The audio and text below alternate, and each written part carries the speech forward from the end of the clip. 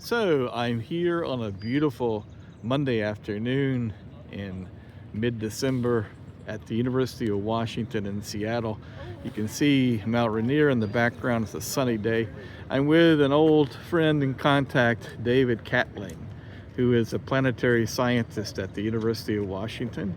And we have just been in his office talking about a very interesting idea of how to look for technosignatures of an advanced alien civilization from afar. And it would have to be a truly advanced civilization. David, tell us your idea of this paper that's just been accepted by the Astrophysical Journal.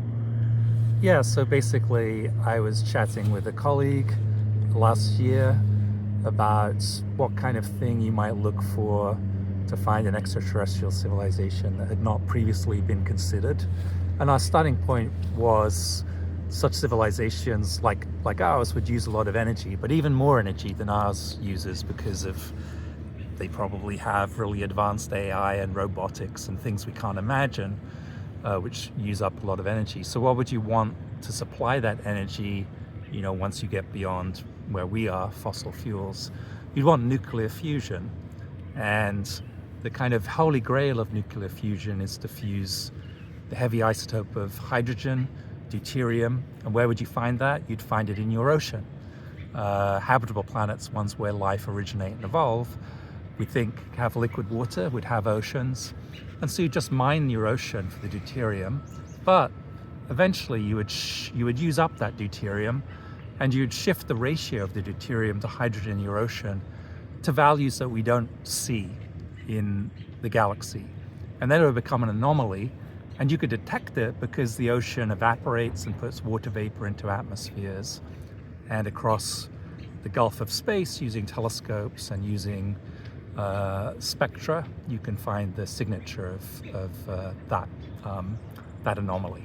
And so the telltale signature would be a lower value than the galactic value. Is that correct?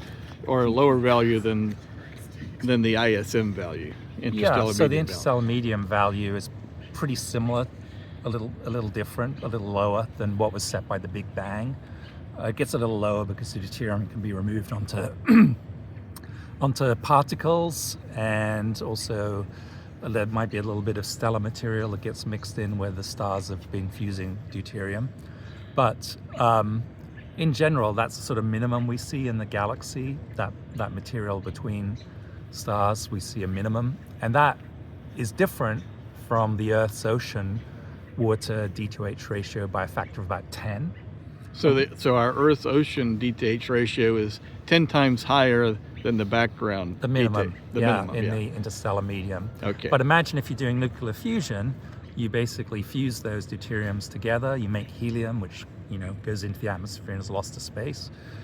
And gradually you shift it down and down and down until you actually hit this minimum that we see in the galaxy. You can go below it. And now you've produced something which we don't see.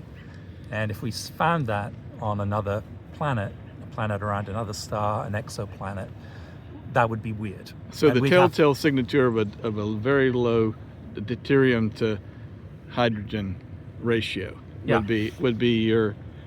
That would be the technosignature. And you'd say, how did that happen? Where did all the deuterium go in this ocean?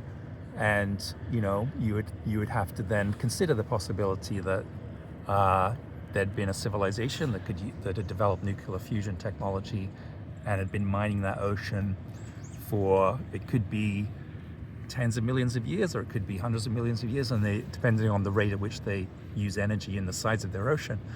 But now they've produced this anomaly that is not produced by natural processes. It requires technology to do it. But it's a long-lasting signature. In other words, that's one thing that's attractive. So once you produce it, once this civilization somewhere else in the galaxy produces it, it's going to sit around and be there and reflected in the water vapor in the atmosphere. Unlike, say, if you're looking for a radio transmission from another civilization, they have to be active, they have to be alive. But this signature of a deuterium-mined ocean would persist even if the civilization went extinct, moved to another planet, whatever. It would still be there, right? But what would to you do detect. if you found a positive signature, from this lower deuterium ratio? How would you then follow up to figure out whether the civilization that was doing this or caused this deuterium ratio to be lower was even in existence? You would have to Well, use traditional radio SETI or optical SETI or what? yeah, you would, if you found an anomaly like this, you'd use your various astronomical assets to study this planet in detail. There may be optical, infrared telescopes, radio telescopes. You'd want to investigate this object in a great amount of detail. In fact, there may be future telescopes you develop specifically to look at this object and see what else you can see. But most likely you're going to be targeting a habitable planet, which... Well, by definition, because a habitable planet is one that has liquid water on its surface, large amounts, and that's the kind of planet where you'd have an origin of life and you'd have an evolution of life. That's a prerequisite, in other words, to get to a civilization that would have technology like our own planet.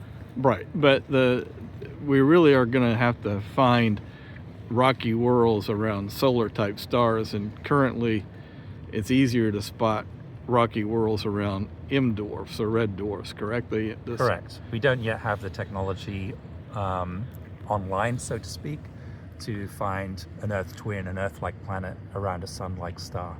James Webb Space Telescope is an infrared telescope, and it's sensitive to planets that are around small stars, the red dwarfs. If you wanted to think about an Earth-like planet around a sun-like star, we're talking about something in the 2030s, 2040s time frame, and these are telescope concepts that are under development right now.